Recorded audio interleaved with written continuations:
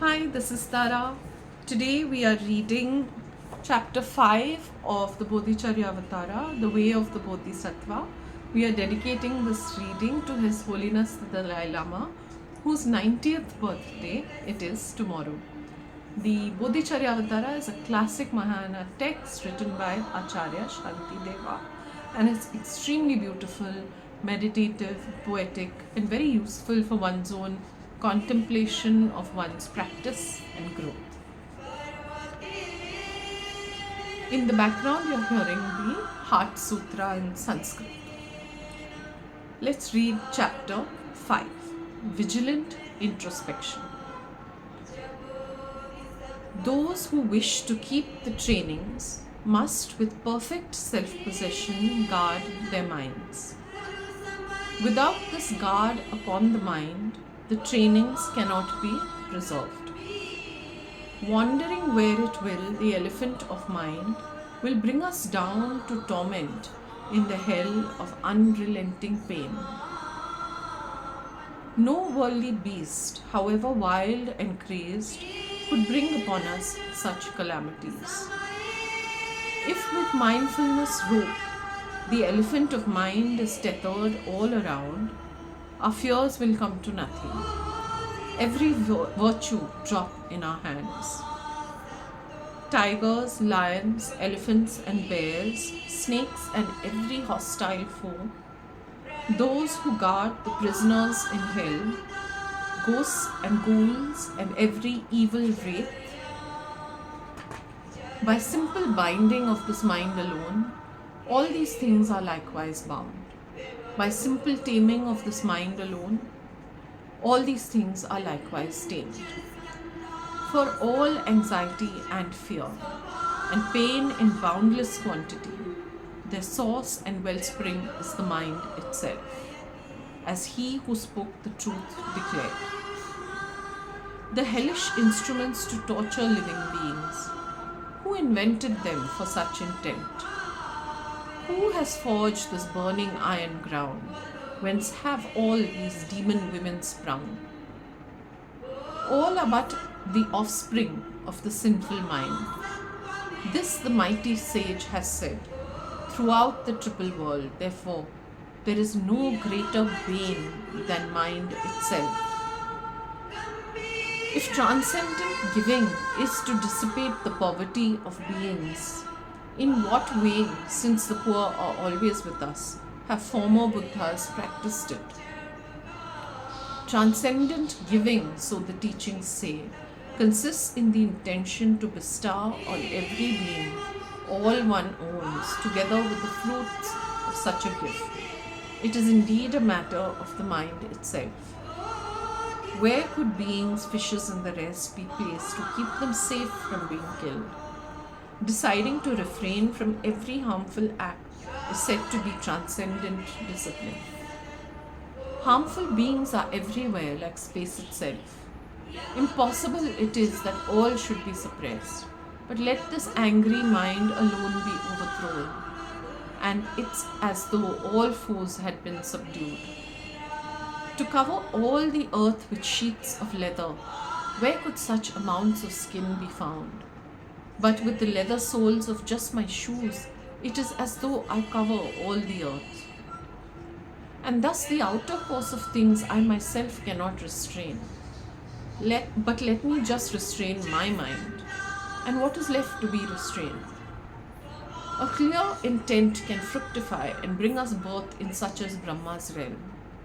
The acts of body and of speech are less. They do not generate a like result. Recitations and austerities, long though they may prove to be, if practiced with distracted mind, are futile, so the knower of reality has said.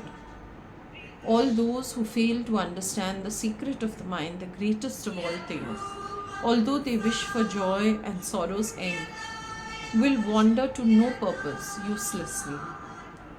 Therefore, I will take in hand and well protect this mind of mine. What use to me are many disciplines if I can't guard and discipline my mind? When in wild, unruly crowds, I am careful and attentive of my wounds. Likewise, when in evil company, this wound, my mind, I'll constantly protect. For if I carefully protect my wounds because I fear the pain of minor injuries, why should I not protect the wound that is my mind, for fear of being crushed beneath the cliffs of hell? If this is how I act and live, then even in the midst of evil folk, or even with fair women, all is well. My steady keeping of the vows will not decline.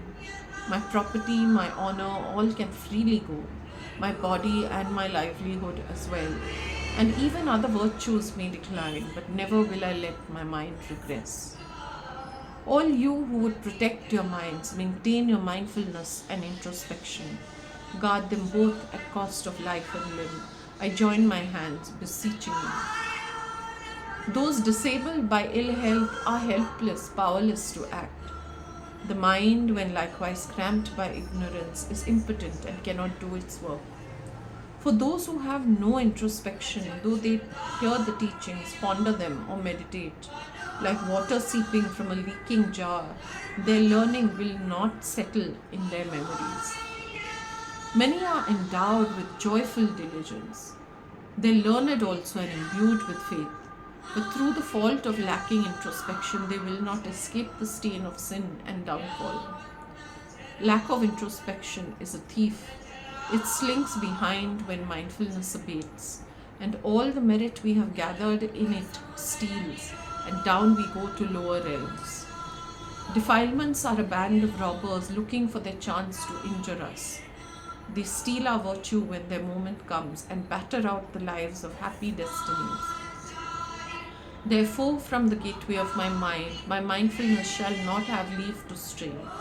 And if it wanders, it shall be recalled by thoughts of anguish in the lower worlds. Through fear and by the counsels of their abbots, and staying ever in their teachers' company, in those endowed with fortune and devotion, mindfulness is cultivated easily. The Buddhas and the Bodhisattvas both possess unclouded vision, seeing everything. All lies open to their gaze, and likewise I am always in their presence. One who has such thoughts as these will gain devotion and a sense of fear and shame. For such a one, the memory of Buddha rises frequently before the mind. When mindfulness is stationed as a sentinel, a guard upon the threshold of the mind, introspection will be likewise there, returning when forgotten or dispersed. If at the outset, when I check my mind, I find that it is tainted with some fault, I shall be still and self-possessed, unmoving like a piece of wood. I shall never vacantly allow my gaze to wander all around, but rather with focused mind will always go with eyes cast down. But that I may relax my gaze, I'll sometimes raise my eyes and look around. And if there are some people standing in my sight, I look at them and greet them with a friendly word. And yet, to spy the dangers on the road, I'll scrutinize the four directions one by one. And when I stop to rest, I'll turn around and look behind me, back along my way. I will survey the land in front, behind, and carry on or else retrace my steps. In every time and place, therefore, I'll know my needs and act accordingly. My body shall remain like this, embarking thus upon a given course. From time to time, I'll verify, inquiring how my body is disposed. This rampant elephant, my mind, once tied to that great post, reflection on the teachings, must now be watched with all my strength, that it might never slip away. Those who strive to master concentration should never for an instant be distracted. They should always watch their minds, inquiring, where is now my mind engaged? When this becomes impossible, in case of danger or festivity, I'll act as it seems best. For it is taught that rules of discipline may be relaxed in times of generosity. When something has been planned and started on, attention should not drift to other things. With thoughts fixed on the chosen target, that and that alone should be pursued. Behaving in this way, all tasks are well performed, and nothing is achieved by doing otherwise. If thus we act, the secondary defilement, lack of introspection, will not grow. And if you find yourself engaged in different kinds of pointless conversation and curious sights the like of which abound, be rid of all delight and taste for them. And if you find you're grubbing in the soil, or pulling up the grass, or tracing idle patterns on the ground, remembering the precepts of the blissful one, in fear restrain yourself at once. And when you feel the wish to move about, or even to express yourself in speech, first examine what is in your mind, for steadfast ones should act correctly.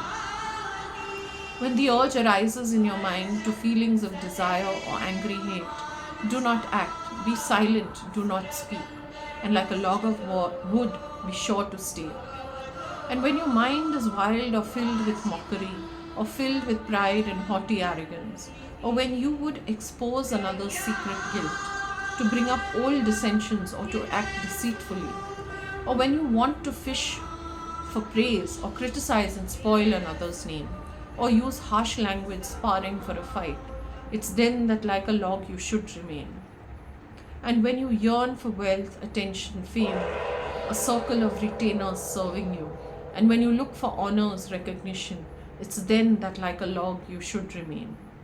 And when you are inclined to overlook another's need and want to get the best thing for yourself, and when you feel the urge to speak, it's then that like a log you should remain.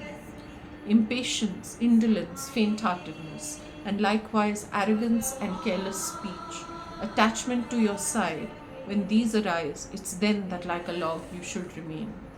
Examine thus yourself from every side. Take note of your defilements and your pointless efforts. For thus the heroes on the Bodhisattva path seize firmly on such faults with proper remedies. With perfect and unyielding faith, with steadfastness, respect and courtesy, with conscientiousness and awe, work calmly for the happiness of others. Let us not be downcast by the warring wants of childish persons quarreling. Their thoughts are bred from conflict and emotion. Let us understand and treat them lovingly. When acting irreproachably, for our sake or for the sake of others, let us always bear in mind the thought that we are selfless like an apparition. This supreme freedom of a human life, so long awaited, now at last attained. Reflecting always thus, maintain your mind as steady as Sumeru, king of mountains. If, O mind, you will not be aggrieved, when vultures with their love of flesh are tugging at this body all around, why are you so besotted with it now? Why, O mind, do you protect this body, taking it to be your own? You and it are each a separate entity. However can it be of use to you? Why, O foolish mind, don't you appropriate a clean form carved in wood? How is it fit to guard an unclean engine for the making of impurity? First, with mind's imagination, shed the covering of skin, and with the blade of wisdom, strip the flesh from off the bony frame. And when you have divided all the bones and searched right down amid the very marrow, you yourself should ask the question, where is the essential core? If persisting in the search you see no underlying essence, why do you protect with such desire the body that you now possess? Its filth you cannot eat, O mind. Its blood likewise is not for you to drink. Its innards too unsuitable to suck. This body, what then will you make of it? And yet it may indeed be kept as food to feed the vulture and the fox. The value of this human form lies only in the use you make of it. Whatever you may do to guard and keep it, what will you do when the ruthless lord of death will seize and throw it to the dogs and birds? If servants who cannot be set to work are not rewarded with supplies and clothing, why do you sustain with such great pains this body, which though nourished will abandon you? So pay this body due remuneration and then be sure to make it work for you. But do not lavish everything on what will not bring perfect benefit. Regard your body as a vessel, a simple boat for going here and there. Make of it a thing that answers every wish to bring about the benefit of beings. Be the master of yourself and have an ever-smiling countenance. Rid yourself of scowling, wrathful frowns and be a true and honest friend to all. Do not, acting inconsiderately, move chairs and furniture so noisily around. Likewise, do not open doors with violence. Take pleasure in the practice of humility. Herons, cats, and burglars achieve what they intend by going silently and unobserved. Such is the constant practice of a sage. When useful admonitions come unsought from those with skill in counseling their fellows, welcome them with humble gratitude and always strive to learn from everyone. Praise all whose speech is worthy. Say, your words are excellent. And when you notice others acting well, encourage them in terms of warm approval. Extol their qualities discreetly. When they're praised by others, praise them too. But when the qualities they praise are yours, reflect upon their skill in recognizing qualities. The goal of every act is happiness itself, though even with great wealth, it's rarely found. So take your pleasure in the excellence of others. Let them be a heartfelt joy to you. By acting thus in this life, you will lose nothing. In future lives, great bliss will come to you. Wrongdoing brings not joy, but pain, and in the future, dreadful torment. Speak coherently, appropriately, clear in meaning, pleasantly. Rid yourself of craving and aversion. Speak gently with moderation. When you look at others, think that it will be through them that you will come to Buddhahood. So look on them with frank and loving hearts. Always fired by highest aspiration, laboring to implement the antidotes, you will reap great virtues in the field of excellence and in the fields of benefits and sorrow. Acting thus with faith and understanding, you should always undertake good works. And in whatever actions you perform, you should not be dependent on another. The perfections, giving and the rest, progress in sequence, growing in importance. The great should never be abandoned for the less, and others' good should be regarded as supreme. Therefore, understand this well, and always labor for the benefit of beings. The compassionate one farsightedly permits to this end even what has been prescribed. Eat only what is needful. Share with those who have embraced the discipline. With those who are defenseless or have fallen into evil states, give everything except the 3 robes of religion. The body used to practice sacred teachings should not be harmed in meaningless pursuits. By acting thus, the wishes of all beings will swiftly and completely be attained. They should not give up their bodies whose compassionate thoughts are not yet pure, but let them be surrendered when both now and in their future lives great benefit is thereby gained.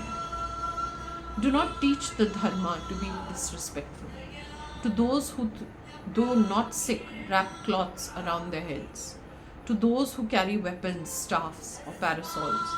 To those who are with covered heads. To those upon the lower parts, do not explain the vast and deep, nor tutor women unaccompanied by men, and every Dharma, high or low, expound with equal reverence. Those suited to the teachings of great scope should not be introduced to lesser parts. The rules of conduct you should not neglect, nor lead astray with talk of sutras and of mantras. When you spit and throw away your toothsticks, you should cover them, and it is wrong to foul with urine and with other filth fields and water fit for public use. When eating, do not gobble noisily, nor stuff and cram your gaping mouth, and do not sit with legs outstretched, nor coarsely rub your hands together. Do not travel, sit or stay alone with women of another house, and all that you have seen or have been told to be a cause of scandal, that you should avoid. Not rudely pointing with your finger, but rather with a reverent gesture, showing with the whole right hand outstretched, this is how to indicate the road. Do not wave your arms with uncouth gestures. Express yourself instead with unobtrusive signs, with gentle sounds and finger snaps, for acting otherwise is impolite excess. Lie down to sleep in the preferred direction, in the posture of the Buddha when he passed into Nirvana, and first with vigilance decide that you will be quick to rise again. The actions of the Bodhisattva are unbounded, so the teachings say. Of these, until the goal is won, embrace the practices that purify your mind. reciting thrice by day and thrice by night the sutra in 3 sections, relying on the Buddhas and the Bodhisattvas, purify the rest of your transgressions. Wherever and whenever and whatever you are doing, for your sake or the sake of others, implement with diligence the teachings given for that situation. There is indeed no field of knowledge that the Buddha's offspring should not learn. For those who are well versed in all these ways, there is no action destitute of merit. Directly then or indirectly, do nothing that is not for others' sake, and solely for their welfare dedicate your every action to the gaining of enlightenment. Never at the cost of life or limb forsake your virtuous friend, your teacher, learned in the doctrine of the Mahayana, supreme in Bodhisattva discipline. Learn how to attend upon your Guru as described in Sri Shambhava's life. This and other teachings of the Buddha you should understand by reading in the sutras. Indeed, within these sutras all the practices are found. Therefore read and study them. The Sutra of the Essence of the Sky is the text that should be studied first. All that must be practiced constantly is clearly and extensively explained within the digest of all disciplines. So this is something you should read repeatedly. From time to time, for sake of brevity, consult the digest of the sutras, and those 2 works peruse with diligence that noble Nagarjuna has composed. Whatever in these works is not prescribed, be sure to undertake and implement, and what you find enjoined there perfectly fulfill, and so protect the minds of worldly beings. Examining again and yet again the state and actions of your body and your mind, this alone defines in brief the maintenance of watchful introspection. But all this must be acted out in truth, for what is to be gained by mouthing syllables? What invalid was ever helped by merely reading in the doctor's treatises? Thank you so much for listening. As you can tell, these are instructions given to followers in a different time, a different age, when bhikshus were mostly men. So take what resonates and just leave what doesn't. And I hope it helps you on your path, dedicating this to His Holiness on the eve of his birthday. Thank you so much. Come back tomorrow for chapter 6.